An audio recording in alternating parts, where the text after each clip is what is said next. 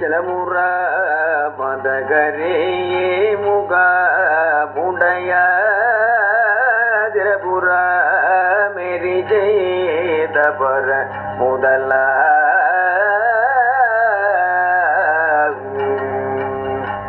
കനി നല്ല ലമതു ജയ് ഗുഡ വയറ ഗണപതി ഗനിവോടെ കരുതുമെട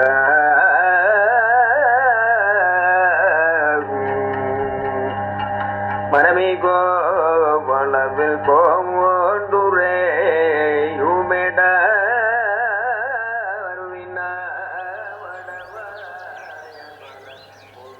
രാമൻ്റെ മകൻ ഇന്നലെ അസലായി പാടിയിട്ടോ. എന്താ അവൻ്റെ പേര്? ഉണ്ണീഷൻ. ഉണ്ണീഷന്നാ. നന്നായി. ഇവനെ വെറുതെ കളമ്പാട്ടും പഠിപ്പിച്ച് നടത്തണ്ട. കുറച്ച് ഗൗരവമായിട്ട് സംഗീതം അങ്ങോട്ട് പഠിപ്പിക്കുക. എന്താ അത്രയ്ക്കുള്ള വാസനയും കഴിവൊക്കെ ഉണ്ടോ? ബൻ്റെ കൂടെ ഇങ്ങനെ പാടും, അത്രേ ഉള്ളൂ. വാസനയ്ക്കുണ്ട്. പഠിപ്പിച്ചാൽ നേരെയാവും. കലാമണ്ഡലത്തിൽ ചേർക്കാം. ഞാൻ നമ്പീശനോടാണ് പറയാം. എന്താ? ആയിക്കോട്ടെ. ചെക്കൻ്റെ പ്രായം ഏറിയിട്ടുണ്ടോ? ഇതന്നെയാണ് പറ്റിയ പ്രായം. പഠിപ്പിക്കണതൊക്കെ വേഗം അങ്ങോട്ട് മനസ്സിലാവും. എന്നാ എന്താ അങ്ങനെയായിട്ട് നിശ്ചയിക്കല്ലേ? ഓ ശരി. ആ നടക്ക.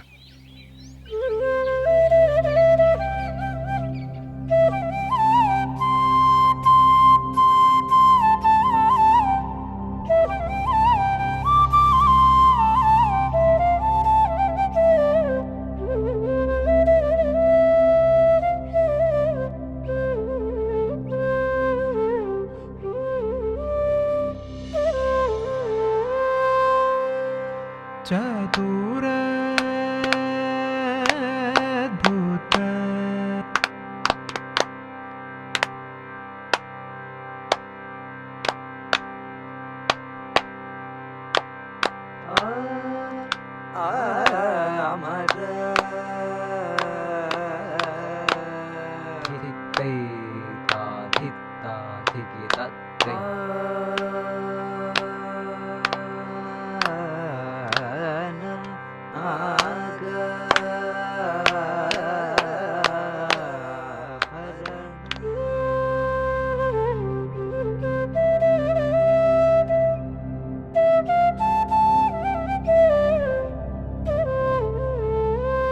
ഉണ്ണിഷ്ടന് ജന്മനാ തന്നെ നല്ല സിദ്ധിയുണ്ട്.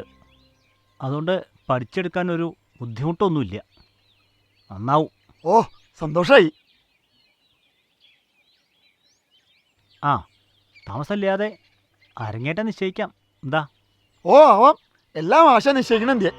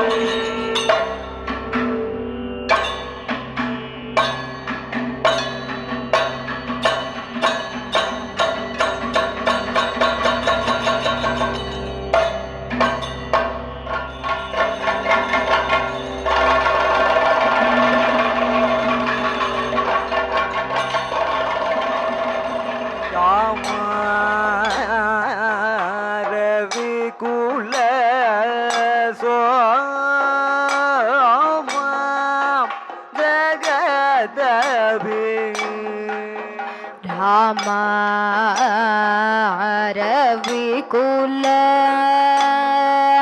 സോമ ജഗദ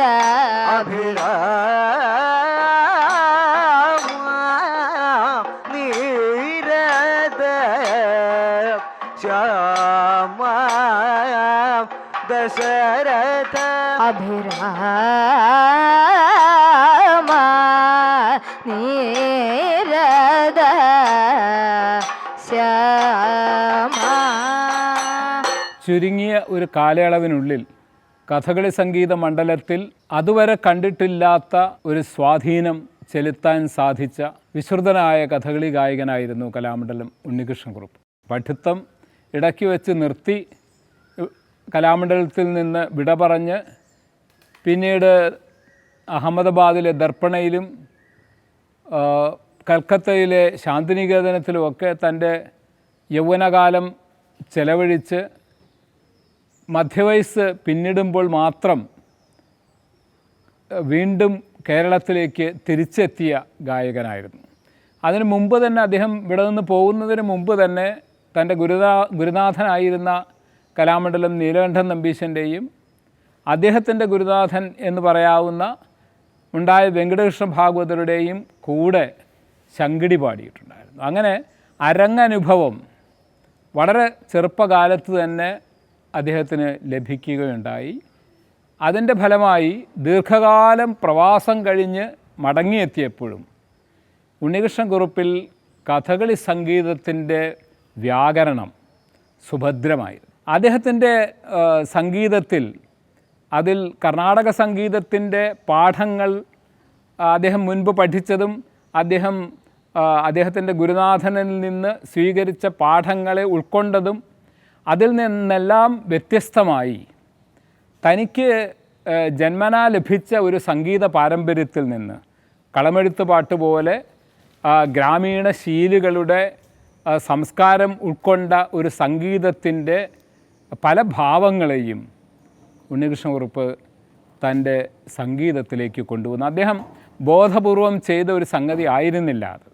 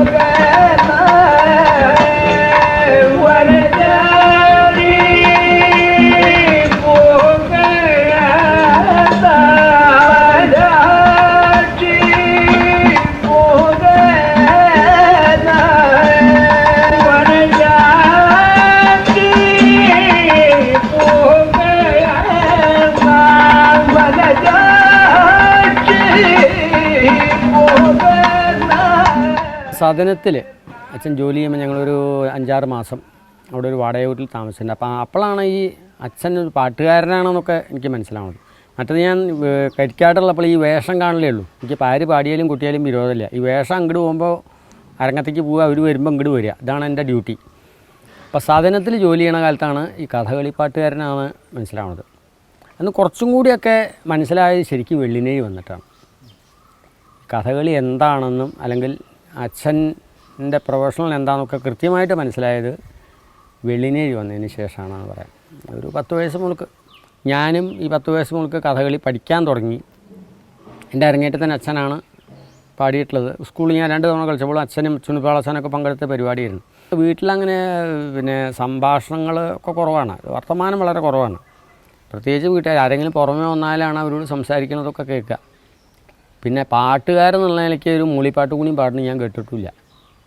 ഈ സ്റ്റൂളുമ്പിലോ ചെല്ലം വയ്ക്കാൻ ഒരു സ്റ്റൂളുണ്ട്, അല്ലെങ്കിൽ അതുമ്പിലിങ്ങനെ കൊട്ടും, ചെണ്ടക്കാരനാണെന്നാണ് തോന്നുക. അത് കുറേ കഴിഞ്ഞപ്പോഴാണ് ഈ 4000 അല്ലെങ്കിൽ തെരനോക്കൻ്റെ എണ്ണമൊക്കെയാണ് കൊട്ടണമെന്ന് എനിക്ക് മനസ്സിലായത്. അല്ലാണ്ട് പാട്ട് പാടുന്നത് ഞാൻ കേട്ടിട്ടില്ല, ഒരു മൂളെണ്ണം കൂടി കേട്ടിട്ടില്ല.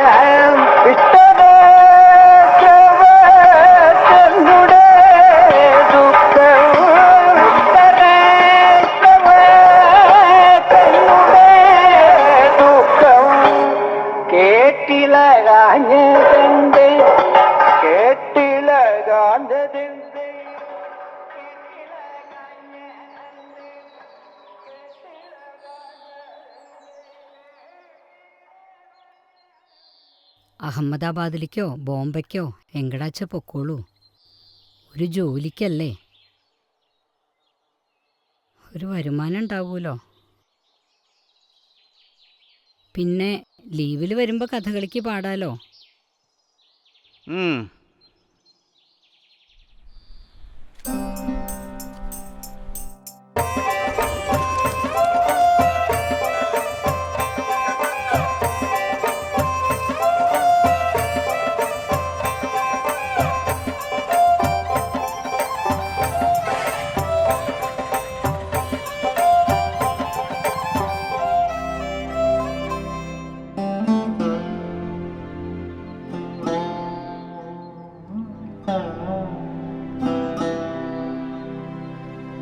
ദർപ്പണയിൽ അന്നും കഥകളിക്ക് പ്രാധാന്യം ഉണ്ടായിരുന്നു.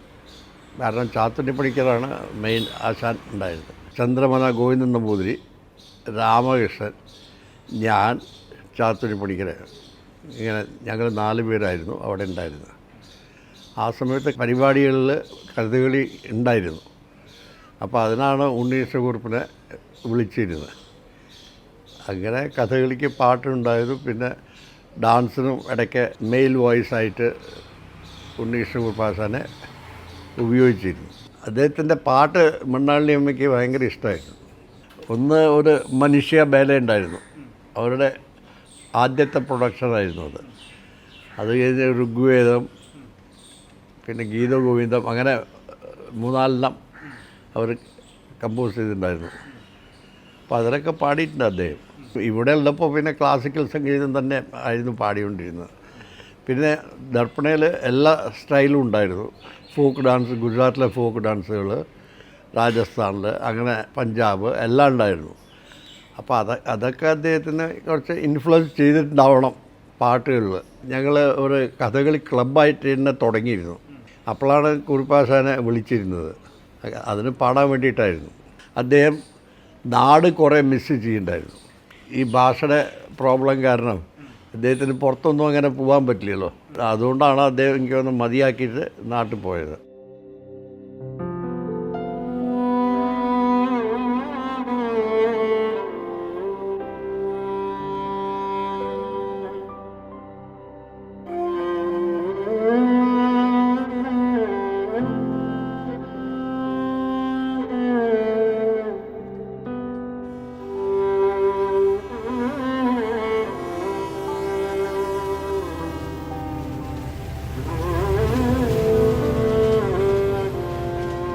ഞങ്ങളുടെ അടുത്തൊരു പുതുമനയിലുണ്ട്. അവിടെ ഈ പാട്ട് ഘോഷം താലപ്പൊലിയുടെ തലേ ദിവസം അച്ഛൻ്റെ കൂടെ അങ്ങനെ ചെന്നതാണ്. അവിടെ ചെന്നപ്പോൾ ഒരു ജുബ്ബയൊക്കെ ഇട്ട ഒരാളിങ്ങനെ വരുന്നു, നല്ല കളറൊക്കെ ഇട്ട ആൾ. അപ്പോൾ അച്ഛനോട് ചോദിച്ചു, ഇതാരാ ചോദിച്ചു. ഇതാണ് കലാമണ്ഡലം ഉണ്ണികൃഷ്ണക്കുറുപ്പ് എന്ന് പറഞ്ഞ കഥകളി പാട്ടുകാരൻ. അപ്പം ഞാൻ ഒന്നിങ്ങനെ നോക്കി, ഇവിടെ ഒന്നും കാണാത്ത പോലെ ഒരു രൂപം. അദ്ദേഹം ചിരിച്ചിങ്ങനെ വന്നു, വേഗം കുളിച്ചു വന്നിട്ട് ആ നന്ദുർണിക്ക് പുറമെ ഒരു ശ്രുതിപ്പെട്ടിയും കൂടി വേണമെന്നു. അതൊന്നും സാധാരണ കുറുപ്പുമാർ പറയാത്തതാണ്. ആ ശ്രുതിപ്പെട്ടി മീട്ടിയിട്ട് ഒരു കഥ പാടിൽ, ചെമ്പന്നം പുറവടി.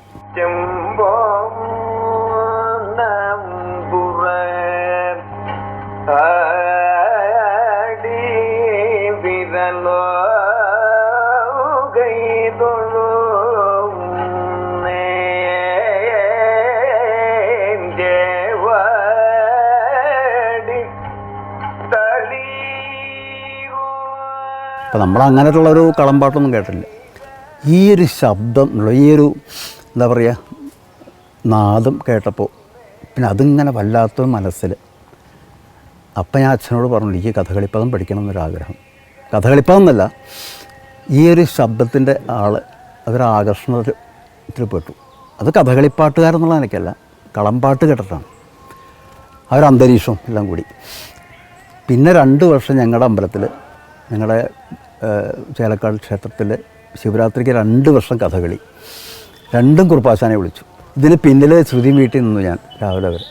ഇതും കൂടി ആയപ്പോഴേക്കും വല്ലാത്തൊരു എന്താ പറയുക, എന്തായാലും പറയേണ്ടത് വെച്ചില്ല, ആശാൻ്റെ പാട്ടിനോട്, അത് എന്ത് പാട്ടായാലും വേണ്ടില്ല, കഥകളി പാട്ടായാലും വേണ്ടില്ല, കളമ്പാട്ടായാലും വേണ്ടില്ല, ആ നിലയ്ക്കായി.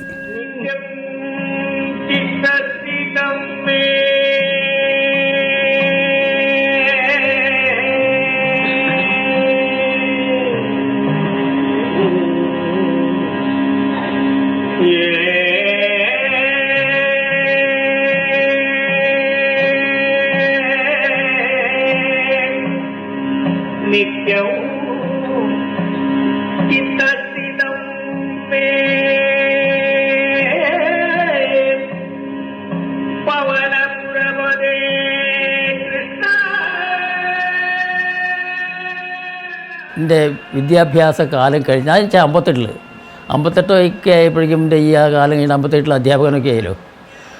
ആ സമയത്തേക്കും ശരിക്കും ഉണ്ണീഷക്കുറുപ്പ് നല്ലൊരു ഗായകനായിട്ട് മാറിയിരിക്കണം, കഥകളി ഗായകനായിട്ട് മാറിയിരിക്കണം. നമുക്ക് അഭിനയിക്കാൻ എന്തെങ്കിലും മനസ്സിലേ ഉള്ളൂ, അത് അഭിനയിക്കണം എന്ന് മനസ്സിലുള്ളത് പോഷിപ്പിച്ചെടുത്ത് എനിക്ക് കാണിക്കാൻ, അതായത് ഒരു വേഷക്കാരനെ കാണിക്കാനുള്ള കഴിവ് ഈ പാട്ടുകാരനായിട്ടുള്ള ആൾക്ക്, അതായത് നമ്മളെ ഉണ്ണീഷക്കുറുപ്പിൻ്റെ പാട്ടിൽ നിന്ന് നമുക്ക് അനുഭവിക്കാൻ സാധിക്കും.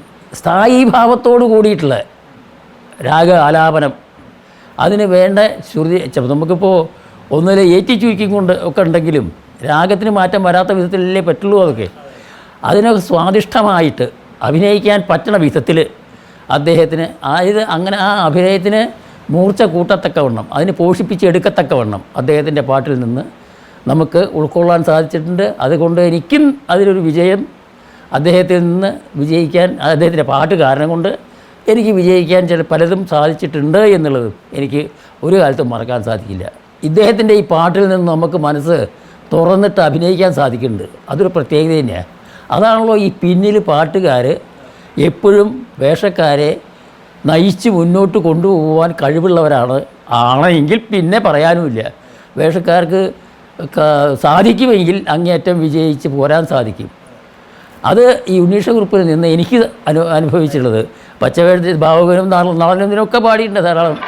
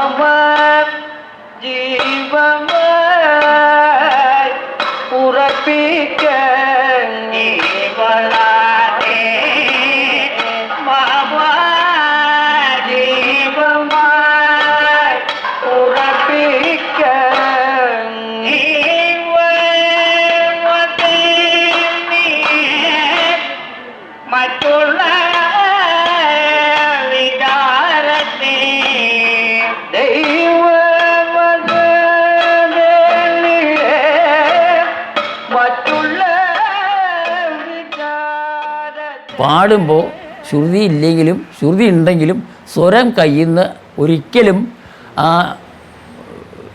ഈ ശ്രുതിക്കനുസരിച്ച് അല്ലാതെ വരില്ല. അക്കാര്യം ഉറപ്പാണ്. അത് ഏത് കട്ടിട്ടാലും അതിൽ പാടുകയും ചെയ്യും. മുൻകൂട്ടി ആലോചിച്ചും കൊണ്ട് ഒന്നും തയ്യാറാക്കിയിട്ട് ഞാൻ കണ്ടിട്ടുമില്ല, കേട്ടിട്ടുമില്ല, അനുഭവത്തിൽ നിന്ന് അദ്ദേഹം പറഞ്ഞിട്ടുമില്ല. ഞാൻ ഇതിൻ്റെ മാതിരി ചെയ്യട്ടോന്നോ, അല്ലെങ്കിൽ ഇതിപ്പോൾ ഞാൻ ശിവരാമനെ കൂട്ടെന്ന് പറഞ്ഞില്ലേ, ഇതിൻ്റെ മുമ്പേ പറഞ്ഞ് എന്ന മാതിരി അദ്ദേഹത്തിന് അപ്പം അങ്ങോട്ട് തോന്നുന്നതാണ്, മനസ്സിലായില്ലേ? പക്ഷേ ഒട്ടും അപാകതയാവില്ല, മാത്രമല്ല അത് ഗംഭീരമാവും ചെയ്യും. ഉണ്ണീഷക്കുറുപ്പേ, ഇന്നെന്താ രാഗമാറ്റമൊക്കെ? അത് ഞാൻ ഒന്ന് വിഷമിച്ചു കേട്ടോ, നല്ല ഗെയിമായി. അത് ഇന്നലെ റേഡിയോന്ന് കേട്ടതാ, ഈ ദേശീയ സംഗീത പാടി ഡൽഹിയിലെ അപ്പം അതൊന്ന് പ്രയോഗിച്ചതാ, അത്രേ ഉള്ളൂ.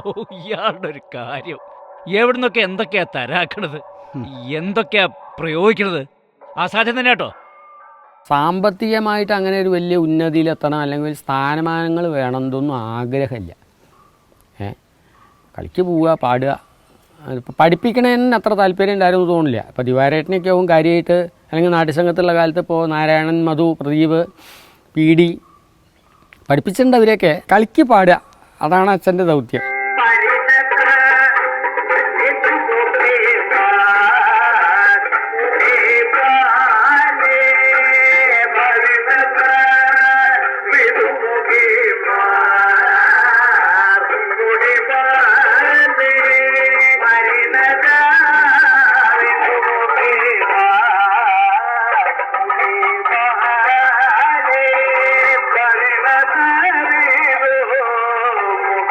Bye.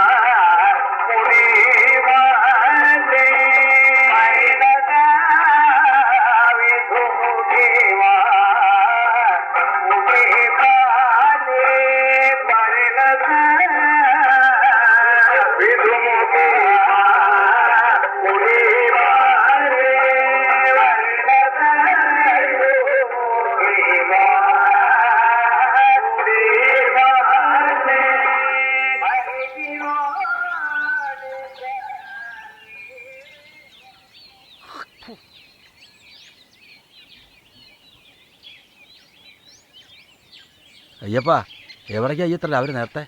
ഭാര്യയ്ക്ക് നല്ല സുഖമില്ല, മരുന്ന് വാങ്ങാൻ പോവാ. നിൽക്ക് എനിക്കറിയാം അതിൻ്റെ ഒന്നും ഉണ്ടാവില്ല എന്നല്ല. ഇത് വെച്ചോ വെച്ചോ.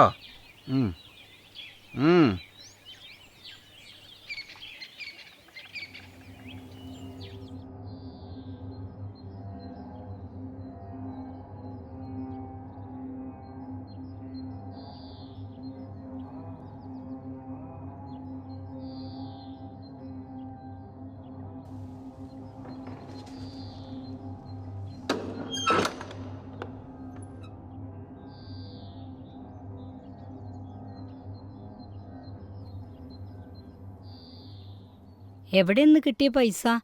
അതും ഇങ്ങോട്ട് തരൂ. കുട്ടികൾക്ക് വല്ലതും കൊടുക്കണ്ടേ? ഞാൻ ആ വരുന്ന വഴിക്ക് അയ്യപ്പനെ കണ്ടു. അവൻ്റെ ഭാര്യയ്ക്ക് കരച്ചിലാത്രേ. അപ്പോഴുള്ള ആ പൈസ കൊണ്ട് കൊടുത്തു. അത് നല്ല കഥയായി. ഇവിടെ ഇല്ലേ 3-4 വിശക്കണ വയറ്? അവർക്ക് വല്ലതും കൊടുക്കണ്ടേ? ഇനിയിപ്പോൾ എന്താ ഞാൻ അവർക്ക് കൊടുക്കുക?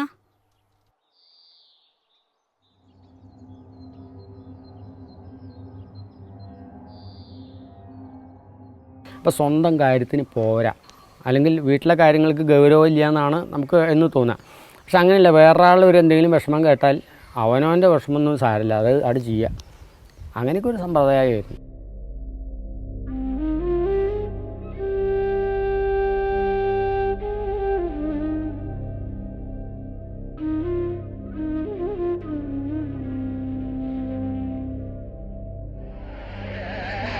അധികം കേളധർമ്മമെല്ലാം അറിവേനാക്കാമിതെല്ലാം, അധികം കേളധർമ്മമെല്ലാം അറിവേനാക്കാമിതെല്ലാം, അധികം കേളധർമ്മമെല്ലാം അറിവേനാക്കാമിതെല്ലാം. ഉചിതമേ ചൈതമേ സമുചിതമേ ചൈതമേ സമുചിതമേ ചൈതമേ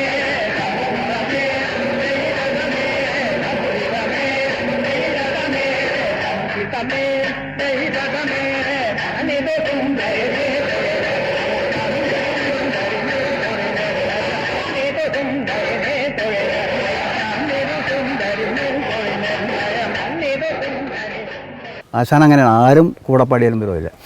പക്ഷെ ഞാൻ കൂടെ പാടുകയാണെങ്കിൽ എവിടെയെങ്കിലും തെറ്റ് വന്നാൽ, ഇപ്പോൾ താളത്തിൽ തന്നാൽ അപ്പോൾ ഒന്ന് തിരുത്തണൊരു സമ്പ്രദായം ഉണ്ടായിരുന്നു. അങ്ങനെയാണ് ഞാൻ കൂടുതൽ പഠിച്ചിട്ടുള്ളത്. ഇപ്പോൾ രാഗങ്ങൾ ഒക്കെ വരുമ്പോൾ ആശാൻ പൊതുവെ കൂടെ പാടാത്ത ആളാണ്. പക്ഷെ ഞാൻ പാടുമ്പോൾ ചിലപ്പോൾ അതിൽ ഏറ്റവും എനിക്ക് തോന്നിയിട്ടുള്ള ഒരു അരങ്ങല്ലേ സ്വൈരവചനം പാടുമ്പോഴാണ്.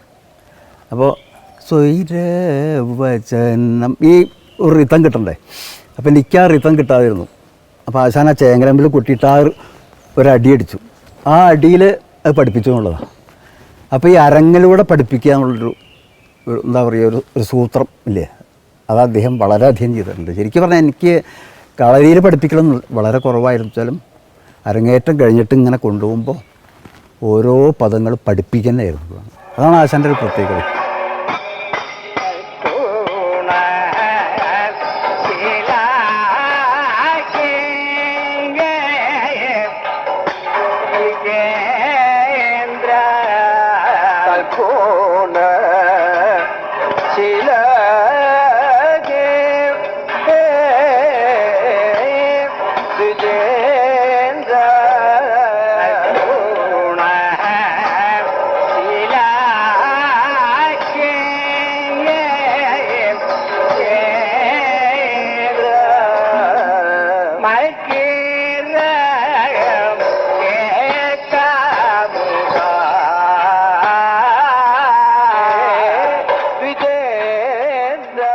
ഈ ഹരിനാക്ഷി പോലുള്ള പദങ്ങളുടെ മൊത്തം എന്താ പറയുക അതിൻ്റെ ആ രൂപം തന്നെ മാറ്റിയത്. മറ്റവരും പാടുന്ന രൂപത്തിൽ നിന്നൊക്കെ വളരെയധികം മാറ്റം വരുത്തിയിട്ട് അധികം പാടിയായിരുന്നു. പേവരി മാട്ടയെന്നൊക്കെ രാമകുട്ടിയച്ഛനൊക്കെ പറയാറുള്ളൂ. അത് മാത്രമല്ല അതിൻ്റെ ഘടനകൾ ആ കളിക്കാൻ പറ്റിയ അരങ്ങത്തുനിന്ന് രൂപപ്പെടുത്തിയെടുത്ത അങ്ങനെ അനവധി പദങ്ങളുണ്ട്.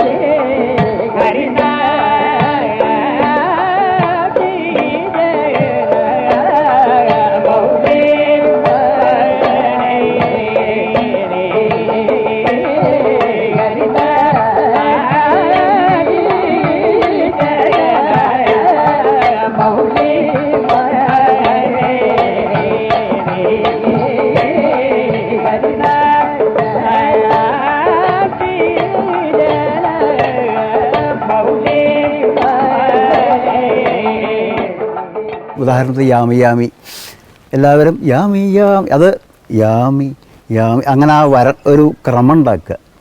അപ്പോൾ അതൊക്കെ ആശാൻ്റെ മനസ്സെന്ന് വരുന്ന ഇങ്ങനെ ധാരാളം. പിന്നെ ഏറ്റവും അദ്ദേഹത്തിൻ്റെ പ്രത്യേകത എനിക്ക് തോന്നിയിട്ടുള്ളത് താളത്തിൻ്റെയും പദത്തിൻ്റെയും ആ ഘടന രൂപപ്പെടുത്താനുള്ളത്. ഏഴടിക്ക് അപ്പുറത്തേക്ക് പിന്നെ ഒരു പ്രയോഗമില്ല, പിന്നെ ഒരു പദവുമില്ല. യാമി യാമി ഭൈമി കാമിതം ശീഘ്രം സാധയേ.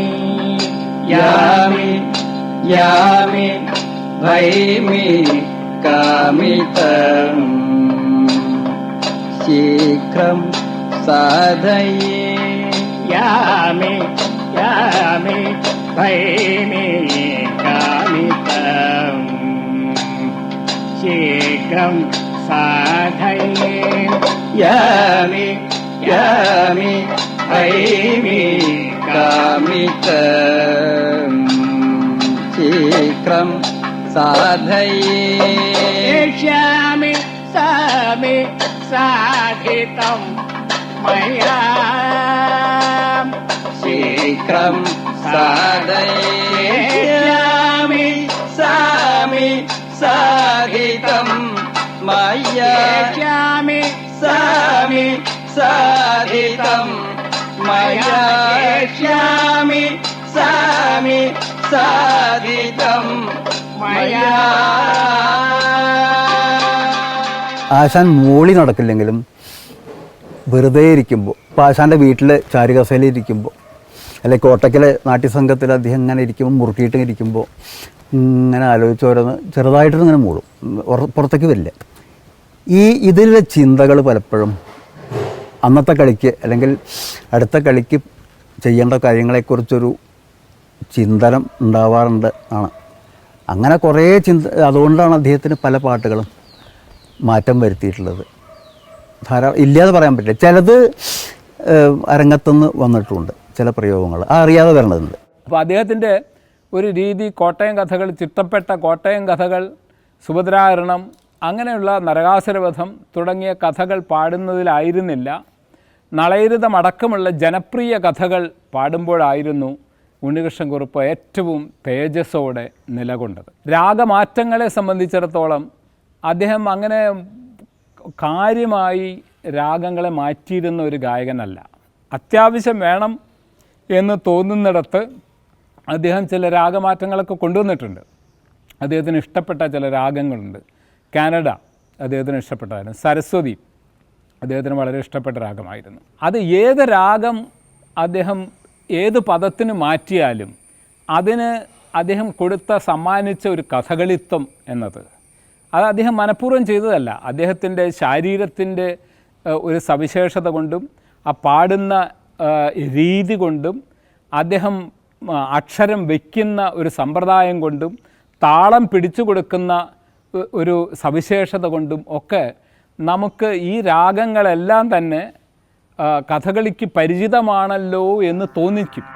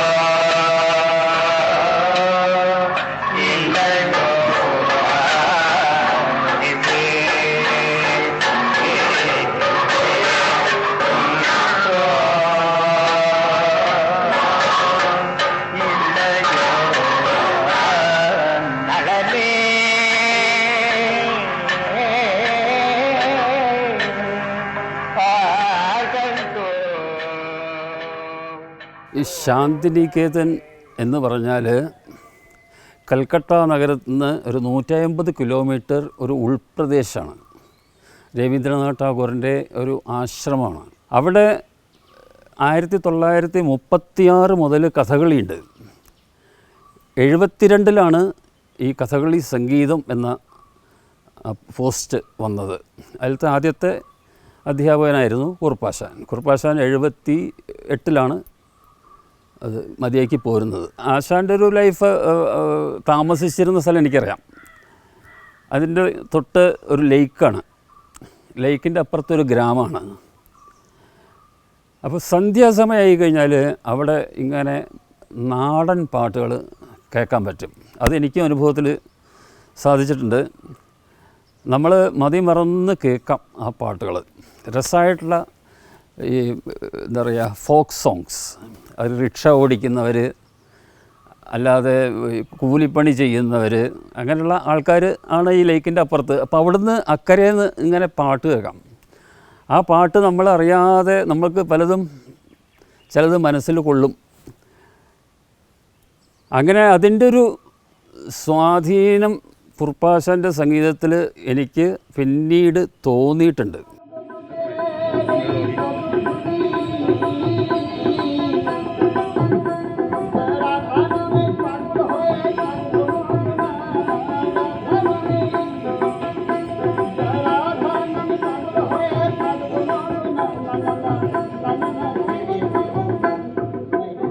ആ തോടീനെ ഭൈരവി പോലെ ആശാൻ ആക്കുന്നതിന് ആ ശാന്തിനിലയത്തിലെ അവിടെ കേൾക്കുന്ന സംഗീതത്തിൻ്റെ ഒരു ഛായ, ആ ഛായ കഥകളി സംഗീതത്തിന് അപാരമായിട്ട് ഭാവം കൊടുക്കാൻ സാധിക്കുന്നുണ്ടെന്നാണ് എനിക്ക് തോന്നിയിട്ടുള്ളത്. വിജനേ, ആശാൻ ആ വിജനേ എന്ന് പറയുന്നത് കേട്ടാൽ തന്നെ കുറച്ച് പരത്തി പാടുന്ന സമ്പ്രദായമാണ് ആശാൻ. വിജനേ, ആ ഒരു വിജനമായിട്ടുള്ള ഒരു ഭാവം. വിജനേ ബത്ത മഹത്തി വിപിനേ നീ. ഇവിടെയുള്ളവരൊക്കെ ഉണർന്നെന്തു എന്നാ പാടുക. ആശാൻ അങ്ങനെ പാടാറില്ല. വിപിനേ നീ ഉണർന്നെന്തോ ഇങ്ങനെ പാടുക.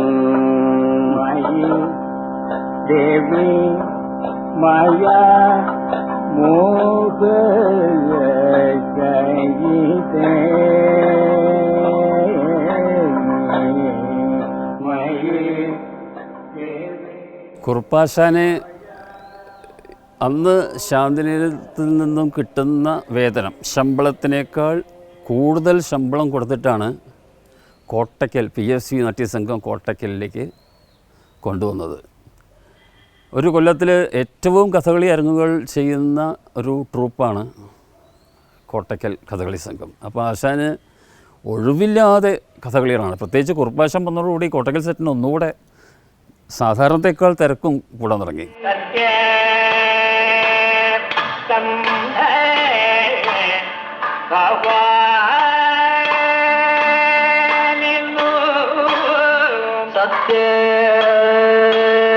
സന്ദ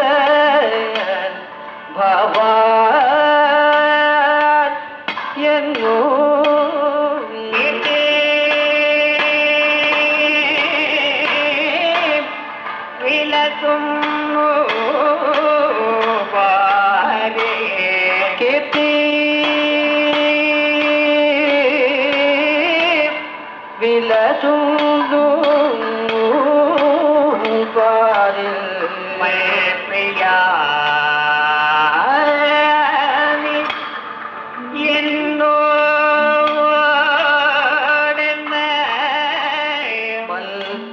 ഉപാസം വന്നതിന് ശേഷം അതിനൊരു ഭാഷ പറയുകച്ചാൽ സ്വർണം കാച്ചുന്തോറും കുറച്ചും കൂടി ഭംഗി കൂടുമെന്നൊക്കെ അല്ലേ പറയുക.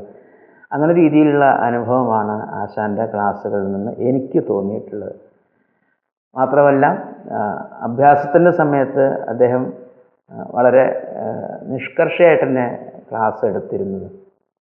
എന്താ ഒരു പ്രത്യേകത വെച്ചാൽ ഈ ബേസിക് സ്റ്റഡി എന്നൊരു തത്വത്തിൽ കൂടെ അദ്ദേഹത്തിൻ്റെ അടുത്ത് പഠിക്കുന്നത് അത്ര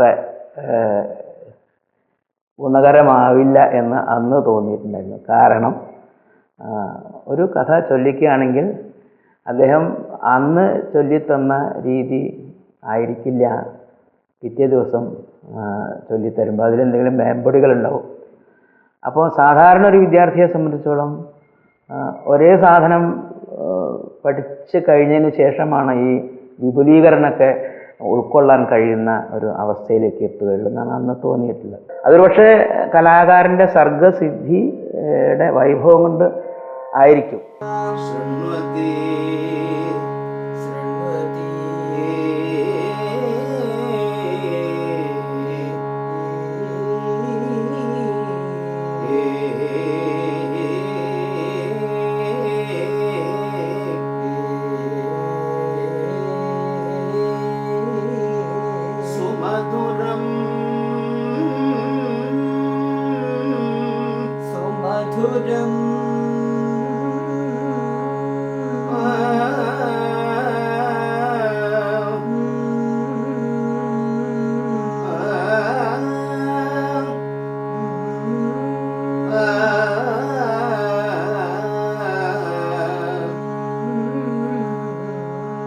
അദ്ദേഹത്തിന് സാഹചര്യം ചെയ്യിക്കുന്ന ഒരു മധ്യസ്ഥായി വരിശകളിലാണ് കൂടുതൽ പ്രാധാന്യം. എപ്പോഴും മധ്യസ്ഥായി വരിശ എടുക്കുന്ന സമയത്ത് അദ്ദേഹം ഉത്സാഹമായിട്ട് ആ ഭാഗത്ത് കൂടാറുണ്ട്. എന്തുകൊണ്ടാണെന്ന് തോന്നിയിട്ടില്ല. സരി ഗമ പ ഗമ പ പ ഗമ പദ നി ധ പ മ ഗമ പ ഗമ ഗരി സ ഇതിൻ്റെ ബാക്കി ഭാഗങ്ങളൊക്കെ വരുന്ന സമയത്ത് ആശാൻ വളരെ ഉത്സാഹമായിട്ട് നമ്മുടെ കൂടെ ആശാനും അതിലൊരു ആ റൊട്ടേഷനിലൊരു നമ്പറായിട്ട് ആശാൻ വരാറുണ്ട്.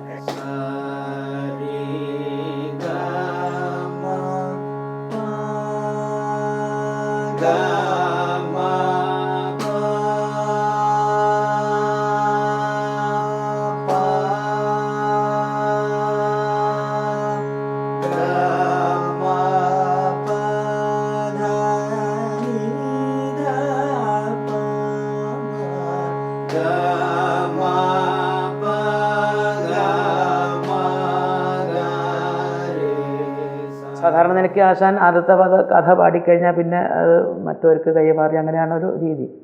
അപ്പോൾ അവിടുത്തെ അന്നത്തെ ദിവസം അത് അവിടെ ആശാൻ്റെ സൗഹൃദം ഒക്കെ വളരെ കീപ്പ് ചെയ്യുന്ന അല്ലെങ്കിൽ സൗഹൃദം കൊണ്ട് നടക്കുന്ന പല ആസ്വാദകരും അവിടെ ഉള്ള ഒരു മേഖലയാണ്. എന്തോ അവരുടെയൊക്കെ നിർബന്ധത്തിന് വഴങ്ങി അന്ന് അദ്ദേഹം ദുര്യോധനത്തിൽ പരിവാഹി എന്ന ഭാഗത്ത് പാടാൻ വന്നു. അന്ന് ഊഴപ്രകാരം ഞാനാണ് അന്ന് ശങ്കടി പാടാൻ അവിടെ ഉള്ളത്. അപ്പോൾ ആശാൻ വന്നതൊന്നും എനിക്ക് പാട്ടിനെ സംബന്ധിച്ചും വരിക അതിൻ്റെ സാഹിത്യത്തെ സംബന്ധിച്ചും യാതൊരു അതിൻ്റെ കാര്യങ്ങളെ സംബന്ധിച്ചൊന്നും പരിഭ്രമമില്ല. ആശാൻ്റെ കൂടെ പാടുക എന്നുള്ളൊരു അവസ്ഥ വന്നപ്പോൾ അങ്ങനെ അതാണൊക്കെ ഒരുപക്ഷെ അതായിരിക്കണം ആദ്യത്തെ അരങ്ങം തന്നെയാണ് ഓർക്കുന്നത്. ആശാൻ ഷോണീപദേ ശ്ലോകമൊക്കെ കുറച്ച് കഴിയുമ്പോഴേക്ക് പി ഡി തുടങ്ങി വെച്ചു. അത് കഴിഞ്ഞ് ആശാൻ വല്ലാതുള്ളൊരു വ്യക്തികൾ ഞാൻ നിൽക്കുകയാണ്. നോക്കുമ്പോൾ ആശാൻ വെട്ടിയൊക്കെ ചുറ്റി റെഡിയായിട്ട് വന്ന് പരിപാടിയുടെ ശ്ലോകം കഴിയുമ്പോഴേക്കും ആശാൻ വന്നതിന് പി ഡി ഞാനവിടെ നിൽക്കുന്ന പി ഡി പോവുകയും ചെയ്തു. എനിക്ക് പാടെ പരിഭ്രമമായി ലേശം. എന്താണെന്ന് വെച്ചാൽ ആശാൻ കുറച്ച് ഉത്സാഹത്തിലൊക്കെ ആയിരുന്നു. എല്ലാവരും കൂടെ ഉത്സാഹം അദ്ദേഹത്തിൻ്റെ ആ ഉത്സാഹത്തോടായിട്ടാണ് അദ്ദേഹം വരുന്നത്. അപ്പോൾ അതിലൊരു പരിഭ്രമം എനിക്കും ഉണ്ടായിരുന്നു. കുറച്ചു നേരം ആശാനെ ഒന്നിങ്ങനെ നോക്കി. എന്താണെന്നറിയില്ല, ഇന്നും മറക്കാൻ ജീവിതത്തിൽ ഒരിക്കലും മറക്കാൻ പറ്റാത്ത വിധം എൻ്റെ പാകത്തിന് അന്ന് അദ്ദേഹം ആ പരിവാഹിയോടെ എനിക്ക് യാതൊരു പരിഭ്രമം ഉണ്ടാക്കാത്ത വിധത്തിൽ അദ്ദേഹം അരഞ്ഞ് എന്നെ ആണ്ട് കൊണ്ടുപോയി. അതൊക്കെ ഒരു എന്താ ഇനി പറയാറില്ല.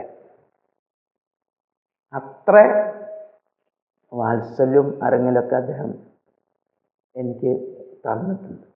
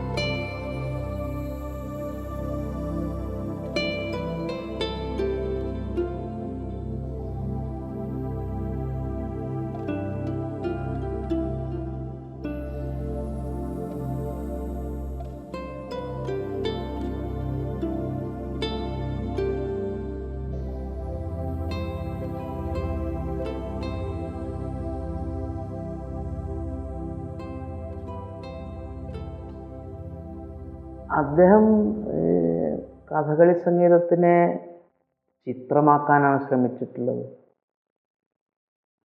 ശബ്ദം ചിത്രമാക്കുക എന്നത് എളുപ്പമുള്ള കാര്യമില്ലല്ലോ. ശബ്ദം ഈ ചെവി എന്ന ഇന്ദ്രിയത്തിൽ കൂടെയാണല്ലോ അനുഭവിക്കപ്പെടുന്നത്. ശബ്ദത്തിനെ കണ്ണുകൊണ്ട് അനുഭവിക്കാറാക്കാന്നൊക്കെയുള്ള രീതിയിലായിരുന്നു അദ്ദേഹത്തിൻ്റെ ആലാപന രീതി. അതുകൊണ്ട് തന്നെയാണ് ഇപ്പോഴും അത് നിലനിൽക്കാനുള്ള ഒരു കാരണം. ജാനേ പുഷ്കരത്തെ തത്വം ജാനേ, ഈ നളൻ പുഷ്കരനോട് പറയുന്ന ഒരു ഭാഗമാണ്. ആലപിക്കുന്ന സമയത്ത് ഭൈരവി രാഗത്വമാണെങ്കിൽ പോലും ഭൈരവിക്ക് അദ്ദേഹം അത്ര പ്രാധാന്യം കൊടുത്തിട്ടില്ല. ദൃശ്യമാക്കണം, ശബ്ദത്തിന് കാണാറാക്കണം എന്ന ഒരു ലക്ഷ്യം അദ്ദേഹത്തിൻ്റെ മനസ്സിലുണ്ടായിരുന്നു. ഒരു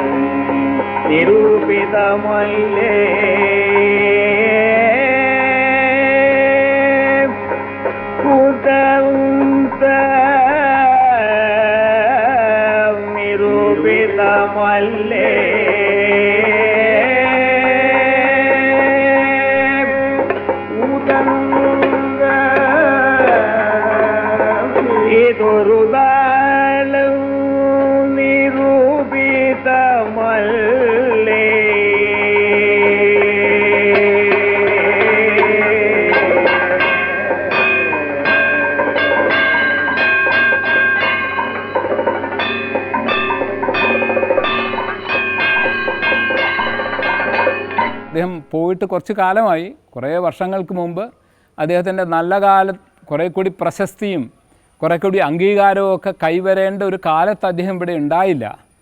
അതിനുശേഷം വന്നവർക്ക് കിട്ടിയ അംഗീകാരങ്ങളൊന്നും അദ്ദേഹത്തിന് ലഭിച്ചില്ല. എന്നിട്ടും ഇന്നും കഥകളി ആസ്വാദകരുടെ മനസ്സിൽ, സഹൃദയരുടെ മനസ്സിൽ കലാമണ്ഡലം ഉണ്ണികൃഷ്ണൻകുറുപ്പ് വലിയ ഒരു സ്മൃതിയാണ്, വലിയ ഒരു ഓർമ്മയാണ്. അതിന് കാരണം അവരെപ്പോഴും ഒരു ഓർമ്മ പെരുന്നാൾ പോലെ അവരോടൊപ്പം കൊണ്ടു നടക്കുന്നു ഉണ്ണികൃഷ്ണൻകുറുപ്പിൻ്റെ സംഭാവനകളെ, അദ്ദേഹത്തിൻ്റെ സംഗീതത്തെ. ചെന്നാൽ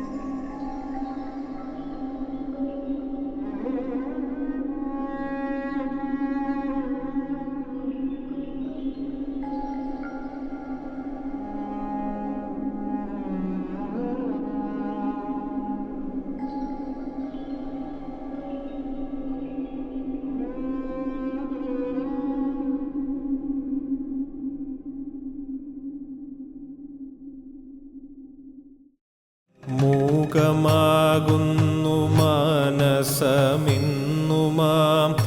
ജീവിതയാത്ര തന്നന്ത്യമോർക്കവേ മൂകമാകുന്നു മനസമിന്നുമാം ജീവിതയാത്ര തൻ അന്ത്യമോർക്കവേ നാഗലോകം കൊതിച്ചിതോ താവക നാദധാരയിൽ സർവം മയങ്ങുവാൻ നാഗലോകം കൊതിച്ചിതോ താവക നാദധാരയിൽ സർവം